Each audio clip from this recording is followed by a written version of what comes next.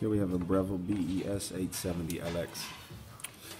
Pretty standard with these units. The pump is the first thing to give out, so we just took the back off, replaced the pump, but it actually wasn't working after that, so we had to take out one of the water tubes that went from the pump into the heating component while there was a calcium buildup in there. So we soaked it in some citric acid for a bit, replaced it.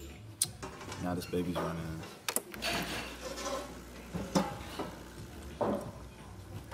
No. She said it's Twin Peaks night. Oh,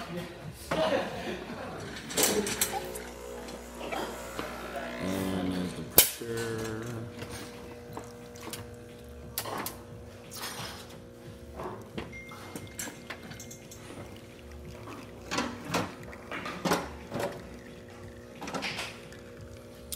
And we grounded this coffee.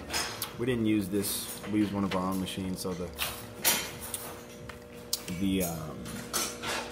it's probably a bit too coarse for this machine, which is why this stream isn't coming out well, but the machine's working lovely.